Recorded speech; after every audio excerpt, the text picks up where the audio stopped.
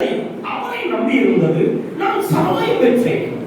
இந்த காலவேளையில உங்க இருதயம் யாரை நம்பி இருக்கு? ஸ்தோத்திரம். இந்த காலவேளை உங்க இருதயத்தை நீங்களே கேட்டு பாருங்க, என் இருதயம் யாரை நம்பி இருக்கிறது? சங்கீதக்காரனாகிய தாவீது சொல்லுகிறார், என் இருதயம் கர்த்தரை நம்பி இருந்தது நான் சகாயம் பெற்றேன். என நம்பியான தேவச்சனமே, இந்த காலவேளை ஆராதனைக்கு வந்திருக்க உங்களுக்கு தேவனிடத்திலிருந்து சகாயம் வேணும் அப்படின்னா உங்க இருதயம் யாரை நம்பி இருக்கிறது என்பதற்கு பதில் தெரியும் என்று சொன்னால் நிச்சயமாகவே கர்த்தர் உங்களுக்கு சகாயத்தை அளவில்லாத அனுப்புவார். உங்களுக்கு என்னென்ன காரியங்கள் ஆண்டவர் உதவி செய்யணுமோ எல்லா காரியங்களையும் கர்த்தர் உதவி செய்வார். இந்த சங்கீதத்துக்கு எல்லாம் கர்த்தரை ஸ்தோத்திரம் பண்ணுமா? ஸ்தோத்திரம் ஸ்தோத்திரம் ஸ்தோத்திரம் ஸ்தோத்திரம் ஸ்தோத்திரம். உட்கார். பக்தே சொல்ல சங்கீதத்தை யாரு பரிசுத்த ஆவியானவர் உதவி செய்வார். அந்த வசனத்தை மறுபடியும் வாசிங்க. கர்த்தரை பெறணும் என் கேடகமானவர் என் இருதயம் அவரை நம்பி இருந்தது. இந்த காலவேளையில நீங்க நல்லா கேட்டு பாருங்க.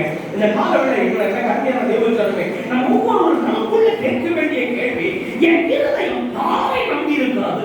ஒரு ராஜா சொல்றாரு, என் இருதயம் கர்த்தரை நம்பி இருந்தது நான் சகாயம் பெற்றேன். இந்த காலவேளையில இந்த ஆராதனைக்கு வந்திருக்க உங்க வாழ்க்கையில தேவைகளோடு வந்திருக்கலாம். நல்ல கவனிங்க. ஆண்டவருடைய வார்த்தையை எப்பொழுது உட்படுங்க, அது உங்களுக்கு ஆசீர்வாதம். ஆண்டவருடைய வார்த்தை மேலாக உங்க வாழ்க்கையில செய்யும். ஆண்டவருடைய வார்த்தை உங்க வாழ்க்கையில மாற்றங்களை கொண்டு வரும். அவர் சொல்றாரு, என் இருதயம் கர்த்தரை நம்பி இருந்தது நான் சகாயம் பெற்றேன். 2 ராஜாக்கள் 18ஆம் அதிகாரம் 5ஆம் வசனத்தை வாசி. 2 ராஜாக்கள் 18:20. 2 ராஜாக்கள் 18:20.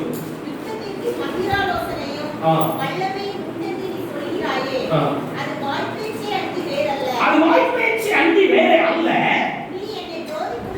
நீ என்னை குரோதிக்கும்படி யார் மேல நம்பிக்கை வைக்கிற காலையில உங்க இருதயத்தை கேட்டு பாருங்க. நீங்க யார் மேல நம்பிக்கை வச்சிருக்கீங்க? கண்டிப்பா கொஞ்சம் அமைதியா உட்காருங்க. கொஞ்ச நேரம் கரெக்டா 12 நிமிடம் முடிஞ்சிடும்.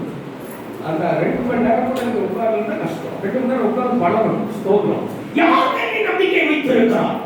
தத்தானோ ரப்சானோ யாரை பார்த்து கேட்கறாங்கன்னா, எசேக்கியா ராஜா பார்த்து கேட்கறாங்க, நீ யார் மேல நம்பிக்கை வச்சிருக்கிற? இந்த கால வேளையில நம்முடைய இருதயத்தை பார்த்து நம்ம கேட்க வேண்டிய கேள்வி, என் நம்பிக்கை யார் மேல வச்சிருக்கிறேன்? நீ கடையுடைய வாழ்க்கையில நான் காண்கிறேன், அவங்க மேலே நம்பிக்கை வச்சிருக்கிறாங்க. ஆனா நீ யார் மேல நம்பிக்கை வைத்திருக்கிறார்? எசேக்கியா ராஜாவை குறித்து அதே 18ஆம் அதிகாரம் 5ஆம் வசனம் சொல்லுகிறது. வாசிங்க. வைத்த நம்பிக்கையிலே அவனுக்கு முன்னும் அவனுக்கு பின்னும் ஒரு ராஜாவும் அப்படி வைக்கல. அவன் மேல அவ்வளவு நம்பிக்கை வச்சிருந்தாங்க.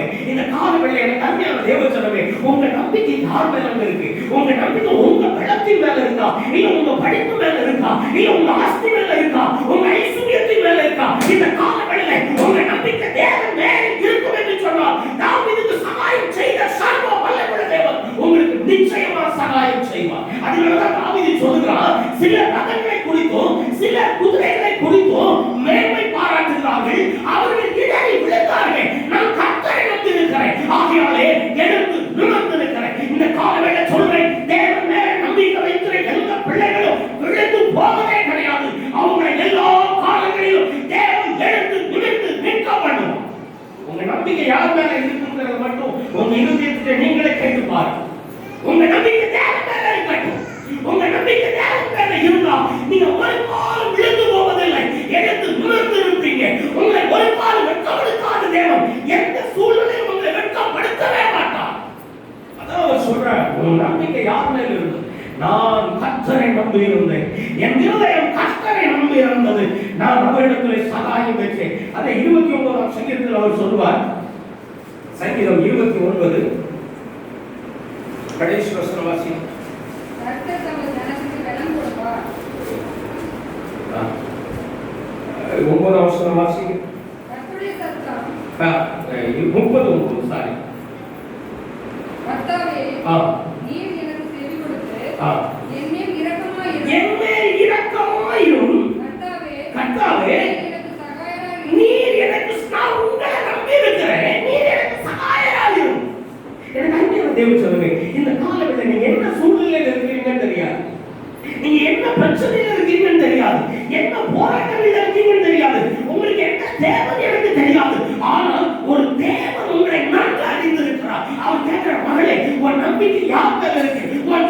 என்னை நம்பி இருக்கும் என்று சொன்னால் நிச்சயமா என்னிடத்திலிருந்து உனக்கு சகாயம் பெறுவாய். கொஞ்சம் யோசித்து பாருங்க. எசேக்கியாவுக்கு சாப்பிட்டே கூச்சாச்சு. அவன் சொல்றான் வீட்டு காரியங்களை ஒழுங்குபடுத்த சொல்லு. ஏசியாக்கு சொல்லி அனுப்புற அவன் வீட்டு காரியங்களை ஒழுங்குபடுத்த சொல்லு. அவனுக்கு நாட்கள் முடிந்து விட்டது. அவனுக்கு நாட்கள் முடிந்து விட்டது.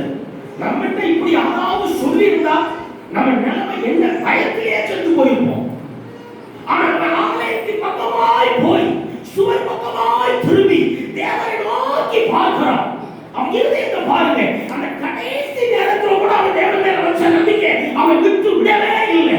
தேவனை நோக்கி பார்க்கிறான். ஆண்டவர் என்னை எஸ்யா தீர்க்கதரிசியை கொண்டு சொன்னாரோ அதே எஸ்யா தீர்க்கதரிசியை திரும்ப அனுப்பி அவனுக்கு 15 வருஷங்களை கூட்டி கொடு அப்படிங்கிறார். கூட்டி கொடுத்த அப்படிங்கிறார். எனக்கு என்ன பிரச்சனைனாலும் பரவாயில்லை, உங்க நம்பிக்கை யார் மேல இருக்குன்றத மட்டும் இந்த காலவேளை உறுதி செய்து கொள்ள. உங்க நம்பிக்கை நம்முடைய தேவன் மேல இருக்கட்டும். அவர் நம்மை சகாயம் செய்கிற தேவன். இவருக்கு அந்த 30ஆம் சங்கீதத்துல அவர் சொல்வார், 11ஆம் வசனத்தை வாசிங்க. என் புலம்பலை ஆனந்த களிப்பாய் மாறுபடி. என் இருதயம் அவரை நம்பி இருந்துச்சு.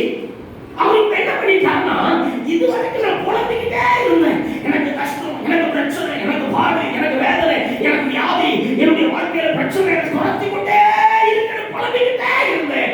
அவரை நம்பி இருந்தபடினால் என் புலம்பலை ஆனந்த களிப்பாய் மாற பண்ணினார். எனக்கு அருமையான இந்த காலங்களில் உங்க இருதயம் புலம்பிக்கிட்டு இருக்கா? உங்க இருதயம் புலம்பிக்கிட்டு இருக்கா? அவரை நம்பி பாருங்க. அவரை நம்பி பாருங்க. உங்க புலம்பலை அவர் என்ன செய்வாரா? ஆனந்த களிப்பாய் மாற பண்ணினே. என் மகிமை அமர்ந்திராமல் என் கீர்த்தனம் பண்ணும்படியாக என் ரெட்டை களைந்து போட்டு மகிழ்ச்சி என்னும் கட்டினா என்னை இடை கட்டினே. இதுவரைக்கும் என் வாழ்க்கையில துக்கம், இதுவரைக்கும் கஷ்டம், இதுவரைக்கும் எனக்கு நம்பிக்கையே இல்லை. ஆனால் உண்மை நம்பினபடினால என்னை மகிழ்ச்சி என்னும் இடை கட்டினால் இடை. எனக்கு அருமையான தேவன், இந்த காலவேளை உங்க இதயத்தை கேட்டு பாருங்க. நீங்க யாரை நம்புவீங்க? மனுஷன் நம்புவதை விட்டு விடுங்க. ஒரு சர்வ வல்லமையுள்ள தேவன் மீது நம்முடைய இருதயம் நம்பிக்கையாயிருக்கட்டும். அவர் நிச்சயமா நமக்கு ஒரு நாள் நம்மை கைவிட மாட்டார். அவர் ஒரு நாள் கைவிட மாட்டார். உபாகமத்தின் புத்தகம் 38ஆம் அதிகாரம் 7ஆம் வசனத்தை வாசிங்க. உபாகமம் 38:7.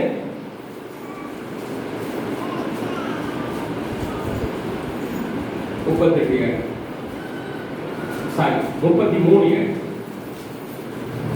உபாகமம் 33. யூதாவை குறித்து கர்த்தாவே யூதாவே தேவனை நம்பி இருக்கிறான். அவன் சத்தத்தை கேட்டு அவனை தன் ஜனத்தோடு திரும்ப சேர பண்ணும். அவன் கை பலத்த கடவுள். அவன் சத்துருக்களுக்கு அவனை நீங்களாக்கி நீரே சகாயராயிரு. ஒன்று தெரிஞ்சுக்கோங்க, ஆண்டவரை நம்பினீங்கன்னா அவர் நமக்கு சகாயராய் இருப்பார். அவர் சகாயராய் இருந்தால் நம்முடைய கை பலத்து கொண்டே போகும். பாருங்க, கொஞ்சம் யோசிச்சு பாருங்க. அமெரிக்கா யுத்தம் பண்றாங்க. இந்த இஸ்ரவேலருக்கு யுத்தம் பண்ணி பழக்கம் கிடையாது. செங்கடலையே ஆண்டவர் அதுக்காக செங்கடலை கடந்தார்.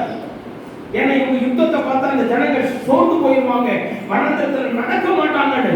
ஆனா இப்ப அமெரிக்கையோட யுத்தம், எல்லாரும் யுத்தம் பண்றாங்க. ஒரு மோசே மட்டும் மலையில நின்று அப்படியே தேவனை நோக்கி பார்த்துக்கிட்டு இருக்கிறான். வேதம் சொல்லுகிறது, மோசையின் கை தாழ இறங்குகையில் அமெரிக்கர்கள் மேற்கொண்டார்கள். மோசையின் கை உயர்ந்த போது இஸ்ரவேலர்கள் மேற்கொண்டார்கள். எனக்கு அருமையான தேவன் சொல்லவே, உங்க கை மேல ஓங்க வேண்டும் என்று சொன்னார். இந்த தேசத்துல நீங்க ஆசீர்வாதமா இருக்க வேண்டும் என்று சொன்னார். ஒரு சர்வ வல்லமையுள்ள தேவனை நம்பி யாரையும் நம்பாதீங்க. அவரை நம்பி பவுல் சொல்லுவாரு, நாங்க உங்களுக்கு உபத்திரத்துல உங்களை ஆறுதல்படுத்துகிறோம். உபத்திரத்துல நாங்க உங்களுக்கு ஸ்தோத்திரம், உங்களுக்கு ஆறுதல் சொல்லுகிறோம். எங்களுக்கே என்ன கட்டுக்கடங்காத உபத்திரமோ, ஆனா நாங்க உங்களுக்கு ஆறுதல் சொல்றோம். எப்படி சொல்றோம்? தேவனை பார்க்கிறோம், அவர் எங்களுக்கு சகாயராக இருக்கிறார். அந்த சகாயத்தின் நிமித்தம் நாங்க உங்களுக்கு ஆறுதல் சொல்லுகிறோம்.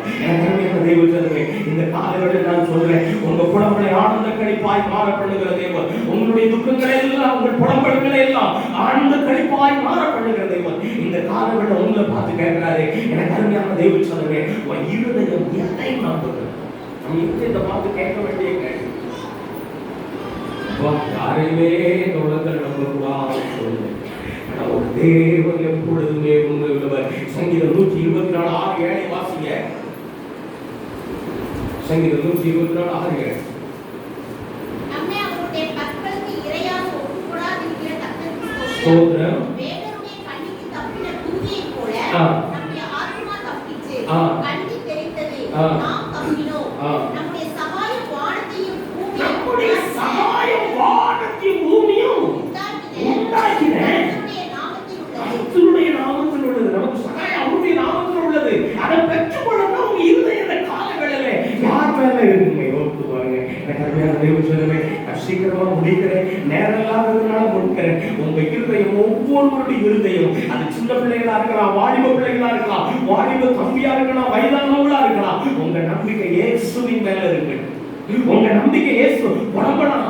உங்க புலம்பல் ஆனந்த கழிப்பாய் மாறப்படுவார். உங்க மகிழ்ச்சி என்னும் கட்டினால் இடை கட்டுவார். உங்க துக்கங்களை சந்தோஷமாய் மாற்றுவார். உங்க வேதனைகளை ஸ்தோத்திரம் மாற்றுவார். எல்லாவற்றையும் செய்ய வல்லமையுள்ள தேவன். அவரை மட்டும் நம்புங்கள். யோசித்து பாருங்க. அவர் உங்களுக்கு சகாயம் செய்வாருங்க. சங்கீதக்காரனுடைய வாழ்க்கையில் அவரையே நம்பிதான் அவன் அவ்வளவு ஆசீர்வாதங்களை பெற்றான். அதனால மக்கள் வாழலாம். அல்லேலூயா பாடி பாடி அலைகளை நான் தாண்டிடுவேன். எப்படி தாண்டுவேன் அப்படின்னா, நம்புவேன் இயேசுவை, நம்புவேன் இயேசுவை. என் வாழ்க்கையில பிரச்சனை வரும்போது, என் வாழ்க்கையில தேவைகள் வரும்போது, என் வாழ்க்கையில போராட்டம் வரும்போது, நான் இயேசுவை நம்புவேன். அவர் எனக்கு பரத்திலிருந்து சகாயம் அனுப்புவார். இந்த காலவேளையில இந்த ஆராதனைக்கு வந்திருக்கிற உங்களுக்கு யாருக்காவது சகாயம் தேவைப்படும் என்று சொன்னார், ஒரு சர்வ வல்லமையுள்ள தேவனை நம்புங்க. அவரை நம்பியிருக்கிற ஜனங்கள் ஒருபோதும் வெட்கப்பட்டு போகும். ஒரு நாள் விட்டு. அதனால நம்ம இருதயம் கர்த்தரை நம்பணும். நம்ம இருதயம் கர்த்தரை நம்பணும். பாருங்க, ரப்சாக்கும் தத்தானும் வந்து கேட்கிறாங்க, யாரையா மந்திர ஆலோசனை உண்டு நம்புறியா? என்ன நம்புற? எசையா தேவனே நம்பியிருந்தார். ஆண்டவர் ஒரு தூதனை கட்டளையிட்டு அசிரியருடைய பாடத்தில் 1,87,000 பேரை சந்தரிக்கும்படி செய்தார். நமக்கு ரொம்ப ஈஸியா செய்வாங்க. ஆண்டவர் நம்மகிட்ட கேட்கறது, யார் மேல நம்பிக்கை வச்சிருக்காங்க? இந்த காலத்து வாலிபர் தம்பிமா பிள்ளைங்க நம்பிக்கை இயேசுவின் மீது வைங்க. நான் அன்பா சொல்லுகிறேன், இயேசுவின் மீது வைங்க. நமக்கு தலையில எவ்வளவு கிரீடமானாலும் இருக்கலாம், நமக்கு பின்னாடி எவ்வளவு வேணாலும் பட்டம் இருக்கலாம், நமக்கு பின்னாடி எவ்வளவு வேணாலும் ஆஸ்திகள் இருக்கலாம், நமக்கு பின்னாடி எவ்வளவு வேணாலும் ஐஸ்வர்யம் இருக்கலாம். ஆனால் எல்லாவற்றையும் காட்டிலும் ஒரு சர்வ வல்ல உள்ள தேவனை நம்புகிற இருதயம் மட்டும்தான் பரத்திலிருந்து சகாயத்தை பெற்றுக்கொண்டே இருக்கும்.